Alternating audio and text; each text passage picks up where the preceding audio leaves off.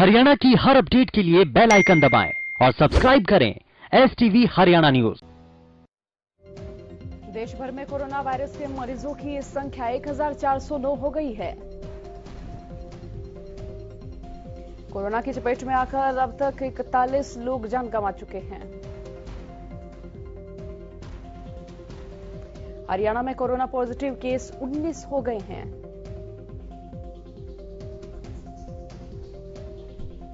पंचकुला में दूसरा corona positive case आया, स्टाफ नर्स में पाया गया वायरस। फरीदाबाद में एक और कोरोना पॉजिटिव मरीज आया सामने, दिल्ली के सरकारी अस्पताल में भर्ती। गुरुग्राम और एक फरीदाबाद के कोरोना पॉजिटिव केस हुए ठीक।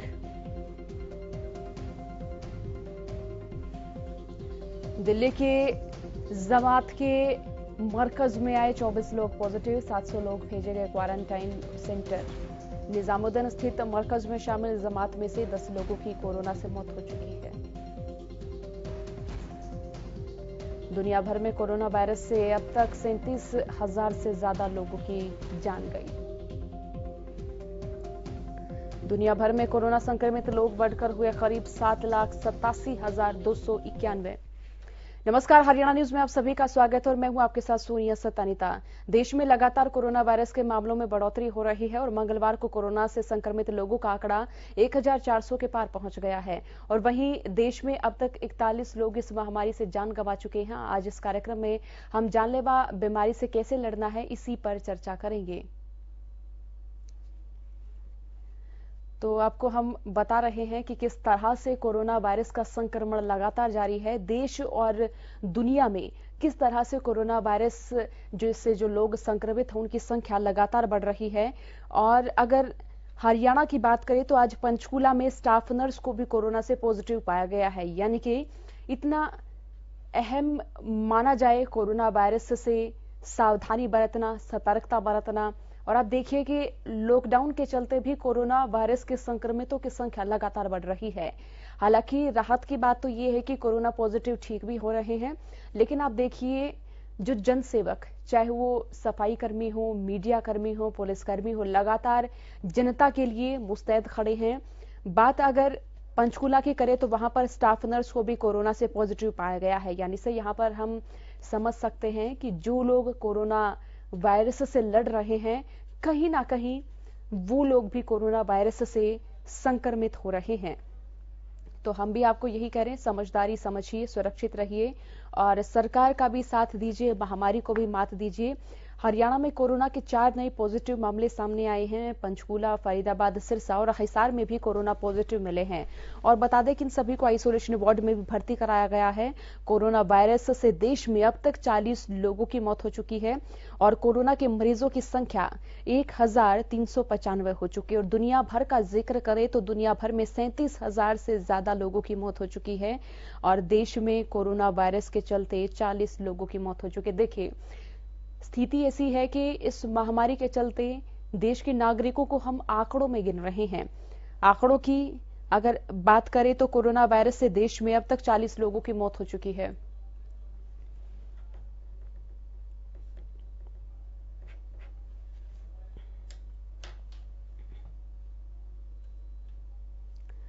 फिलहाल आपको लिए चलते हैं हेल्थ एक्सपर्ट डॉक्टर मोहित लाठर की और उनसे हम जानेंगे कोरोना वायरस से किस तरह से हम बचाव कर सकते हैं। रोहित लाठर सर, बहुत स्वागत है आपका हरियाणा न्यूज पर।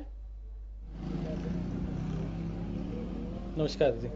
लाठर साहब, कोरोना वायरस का संक्रमण लगातार बढ़ता जा रहा है और चिंता की बात तो यह है कि जो स्वास्थ्य कर्मी इन कोरोना के मरीजों की जांच कर रहे हैं, उन मरीजों को देख रहे हैं, वो भी कोरोना वायरस से पॉजिटिव पाए जा रहे हैं। इस स्टेज को भारत में कितनी मानी जाए और कितना ये संभव माना जाए कि कोरोना वायरस से लड़ने के लिए देश लगातार प्रयासरत कर रहा है, वो प्रयास कितने काफी आप देख रहे हैं?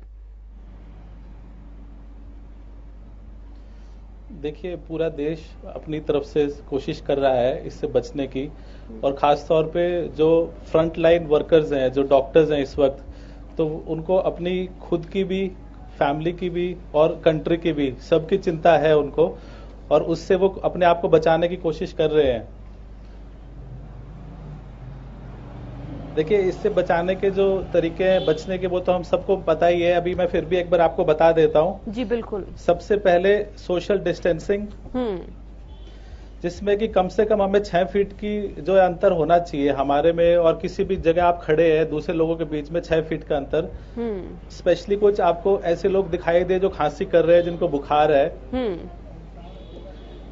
दूसरा ये है कि जितना हो सके 20 सेकंड तक, जितना ज्यादा हो सके दिन में अपने आप को हाथ धोने चाहिए। स्पेशली आप जब बाहर से घर में आ रहे हैं तो चांसेस ये होते हैं कि आप फोमाइड साथ ले आते हैं। तो फोमाइड्स किसी भी चीज में हो सकता है, पैसे के सिक्कों में, जिनको भी आप टच कर रहे हैं, बैग टच कर रहे हैं, तो उससे तुरंत आके अपना घर पे अपना हाथ अच्छी तरह से धोइए, अपने कपड़े उतार के नहा लीजिए। जी। तो ज्यादा जो बचाव है हम इन्हीं तरीकों से ही कर सकें। बाकी जो हॉस्पिटल में डॉक्टर्स हैं वो सैनिटाइजर और मास्क यूज करते हैं। अदरवाइज रूटीन में मास्क की आवश्यकता नहीं है। अगर आप सोशल डिस्टेंसिंग मेंटेन कर सकते हैं तो मास्क की आवश्यकता नहीं है। लेकिन अगर आप किसी भीड़ में हैं जहाँ पे कि सोशल डिस्टेंसिंग मेंटेन नहीं कर पा रहे, तो वहां पे मास्क की आवश्यकता जरूर है। डॉक्टर साहब, देश में कोरोना से 40 लोगों की मौत हो चुकी है। फिलहाल कोरोना वायरस को देश में किस स्टेज पर आप देख रहे हैं, और कितनी भयावह है इस स्थिति को आप मान रहे हैं, और कितनी संभावना भी आप देख रहे हैं कि स्टेज बढ़ सकती है देश की कोरोना के प्रति? देखिए, डॉक्टर्स भी यही सोच रहे हैं कि हम लोग एक बहुत बड़े सैलाब के सामने खड़े हैं, और वो सैलाब कभी भी आ सकता है। अगला जो हफ्ता 10 दिन है हमारे पूरे कंट्री के लिए, देश के लिए, हमारी जनता के लिए बहुत जरूरी है। अगर इस टाइम पे हम टोटल लॉकडाउन मेंटेन रखेंगे तो इससे बचा जा सकता है, नहीं तो it's like a ticking bomb. क्योंकि हमारे पास उतनी सुविधा नहीं है हमारे देश में। अगर ये इतना बुरी तरह से फैलता है जैसे दूसरे देशों में फैला है, इस वक्त अगर आप देखें तो अमेरिका जो हमसे सबसे ज्यादा विकसित देश है, वहां पे भी 20,000 केस दिन में निकल रहे हैं, 24 घंटे में 20,000। तो आप सोच सकते हैं कि हमारे यहाँ पे जहाँ की पॉपुलेशन इतनी थिक है, अगर यहाँ पे ये फैल जाता है तो कोई भी इसको संभालना किसी भी डॉक्टर के लिए, किसी भी लोगों के लिए नहीं संभाल पाएंगे। क्योंकि अगर आप एक अंदाजा लगाएं, अगर 90% लोग इससे ठीक भी हो जाते हैं तो वो जो 10% लोग हैं उनको भी कम से कम 65,000 वेंटिलेटर की जरूरत पड़ेगी। हमारे यहाँ पे 1 लाख से ज्यादा वेंटिलेटर की सुविधा नहीं है अभी। तो हमें जो लॉकडाउन है इसको हमें कंप्लीट अच्छे तरीके से लेना है, और यही एक बचाव है जहाँ पे हम इससे निकल सकते हैं। डॉक्टर साहब, एक्सपर्ट्स की ओर से बताया जा रहा है कि अगर आपका इम्यूनिटी सिस्टम स्ट्रांग होगा तो कोरोना वायरस का संक्रमण आपकी बॉडी में नहीं होगा। तो इम्यूनिटी सिस्टम को लगातार बढ़ाने के लिए क्या खाना चाहिए, क्या पीना चाहिए, क्योंकि मौसम परिवर्तन भी लगातार हो रहा है, तो ऐसे में क्या सतर्कता बरतनी चाहिए खाने पीने के लिए? देखिए, इम्यूनिटी इस टाइम पे सबसे ज्यादा काम आती है। आपके जो पुराने आपके जो तरीके हैं, आप धूम्रपान करते थे, आप मदिरापान करते थे, या आपको कोई बीमारी थी जैसे कि शुगर है, हार्ट की प्रॉब्लम है, तो आपकी इम्यूनिटी अपने आप ही वीक हो जाती है। छोटे बच्चों की और जो बुजुर्ग हैं 60 साल से ऊपर की, उनकी इम्यूनिटी वीक होती है। ऐसे कि इम्यूनिटी को बढ़ाने के लिए ऐसा कोई मल्टीविटामिन अगर आप लेना चाहें तो ले लीजिए। अदरवाइज आप अच्छा खाना जो रूटीन में खा रहे थे, फल फ्रूट दूध सब पी रहे हैं, तो आपकी इम्यूनिटी ठीक है उस हिसाब से। तो उसमें कोई अलग से कुछ लेने की आवश्यकता नहीं है। डॉक्टर साहब, विटामिन का आपने जिक्र किया, तो विटामिन की टैबलेट क्या है वो भी जानना चाहेंगे जी। देखिए, ऐसा है कि जो स्पेशली जो कि डाइट ढंग से नहीं खा पा रहे हैं, उनके लिए मल्टीविटामिन स्पेशली विद जिंक इसमें थोड़े यूजफुल बताए जा रहे हैं। जिंक जो है, अगर हमारे अंदर इसकी मात्रा ठीक रहे तो कुछ स्टडीज आई हैं जो कि बताया जिन्होंने कि बेनिफिशियल हो सकता है। डॉक्टर साहब, मौसम परिवर्तन भी हो रहा है, आमतौर पर खांसी जुकाम भी देखा जा रहा है, बुखार भी हो रहा है, लोग इतने पैनिक महसूस कर रहे हैं, खुद को खांसी हो रही तो भी सोच रहे कहीं वो कोरोना वायरस से संक्रमित तो नहीं हो गए हैं। तो प्रारंभिक लक्षण एक आम बुखार के और कोरोना के क्या माने जाएं? देखिए, हमारी तरफ से जो सलाह दे देते हैं हम कि जब आपको बुखार हो जाता है तो आप खुद से क्वारंटाइन हो जाइए एटलीस्ट, और 5-7 दिन के बाद में कोरोना के सिम्टम्स दिखने शुरू होते हैं आमतौर पे। जो इसका इंक्यूबेशन पीरियड है, यानी कि वायरस आपके शरीर में गया और आपके जो लक्षण आने शुरू हुए, वो 2 से 14 दिन का माना जाता है। अगर आपको प्रॉब्लम इससे होनी शुरू होगी तो वो आमतौर पे 8वें या 10वें दिन शुरू होती है, जिसमें कि सांस में आने की दिक्कत हो सकती है। इसमें जो मुख्य लक्षण है तेज बुखार, सूखी खांसी और फिर सांस में दिक्कत। तो अगर आपको 8वें या 9वें दिन बहुत से लोग खुद भी ठीक हो सकते हैं। अगर आपकी तबीयत 8वें या 9वें दिन के बाद भी ठीक नहीं हो रही है तो इसका मतलब आपको अस्पताल जाना चाहिए, अपना टेस्ट कराना चाहिए। और लाठर साहब, कोरोना वायरस का संक्रमण अगर किसी की बॉडी में है तो सबसे पहले बॉडी के वो कौन से पार्ट पर इफेक्ट डालेगा?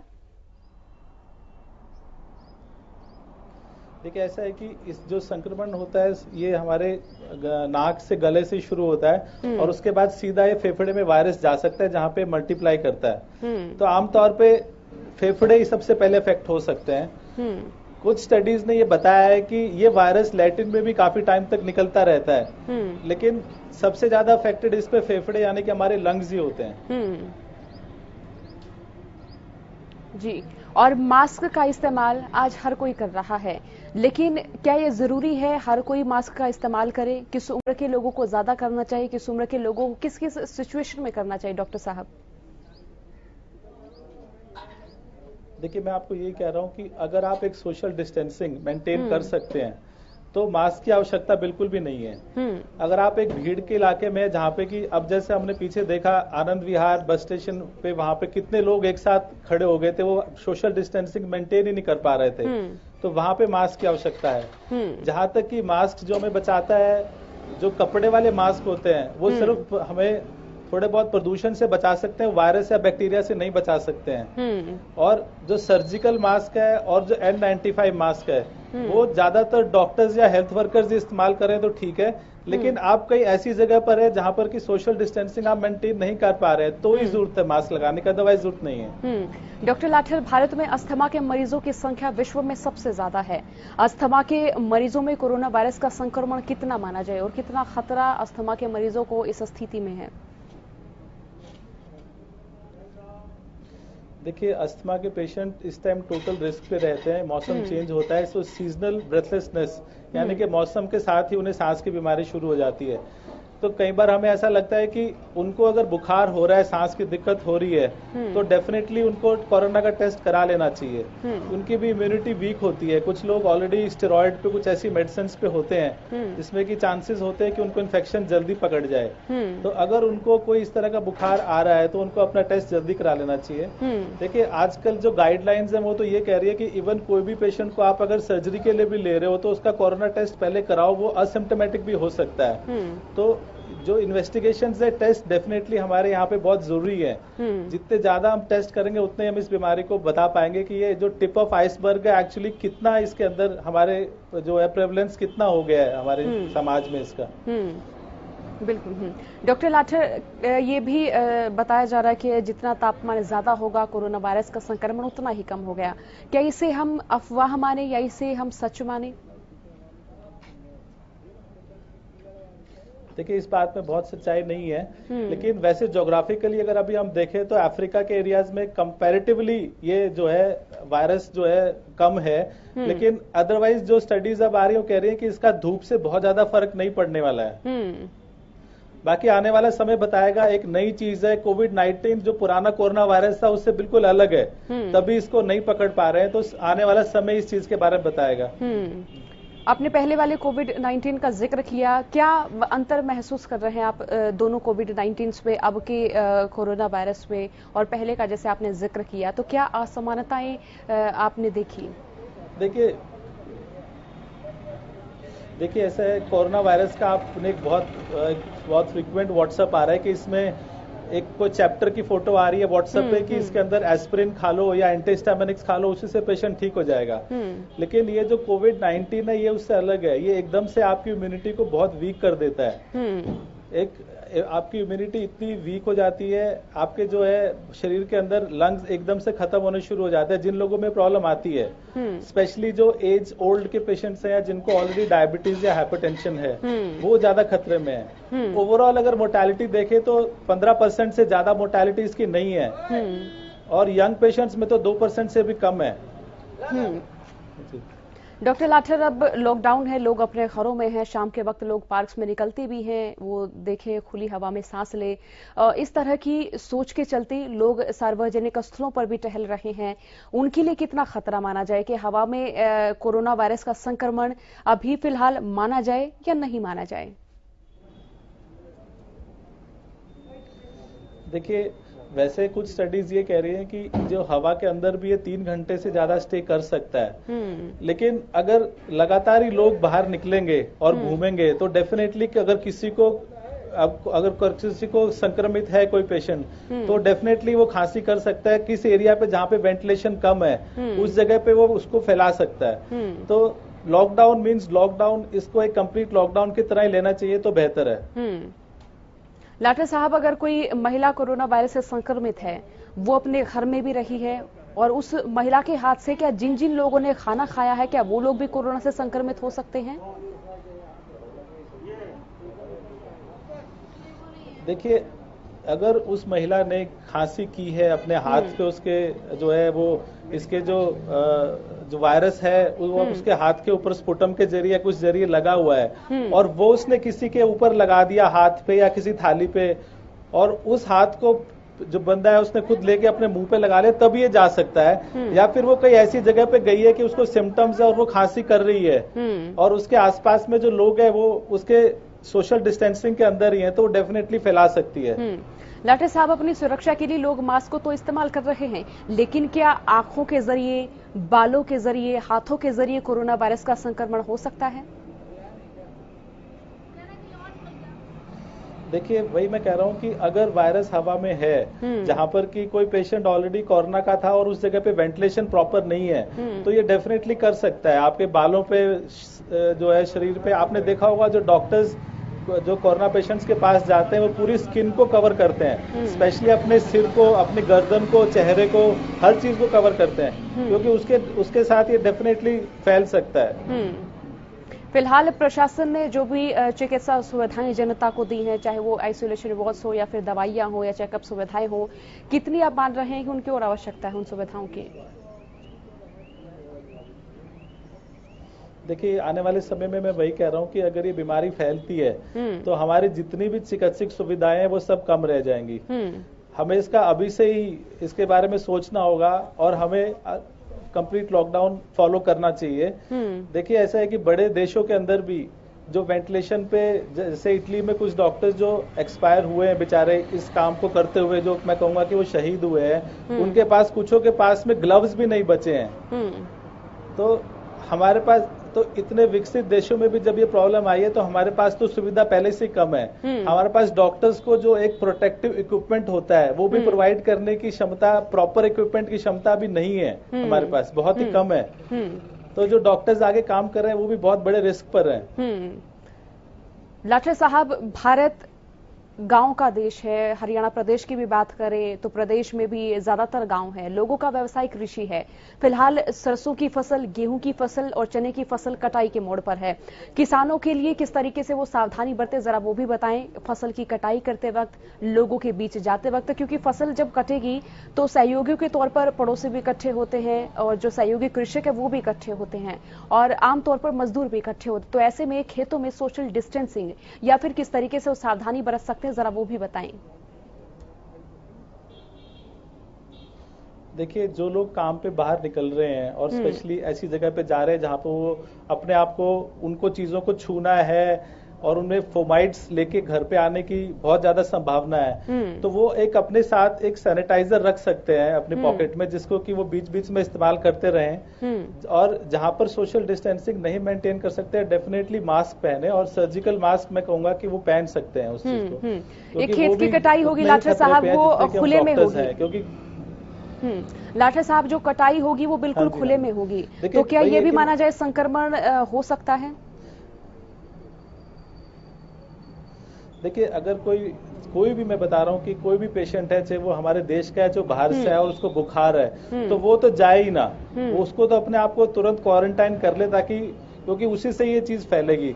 दूसरी बात, जब कटाई होती है तो बहुत सारा चीजें वैसे निकलती है जो कि हमें सांस की दिक्कत पैदा कर सकती हैं। तो उनको डेफिनेटली मास्क तो पहन लेना चाहिए। अगर वो अकेले हैं, काम कर रहे हैं, तो भी उसको पहन लेना चाहिए, बिकॉज उनके फेफड़े इस वक्त सबसे ठीक रहने चाहिए। अगर वो संक्रमित हो जाते हैं तो फिर उनको प्रॉब्लम बहुत आ सकती है। जी, बहुत बहुत शुक्रिया डॉक्टर मोहित लाचरा हमारे साथ जुड़ने के लिए और तमाम दर्शकों को मुखातिब कराने के लिए क्या क्या सुविधाएं वो जो है अपना सकते हैं और किस किस तरीके से वो अपनी सावधानी कर सकते हैं कि कोरोना वायरस के संक्रमण से बचाव किया जा सके।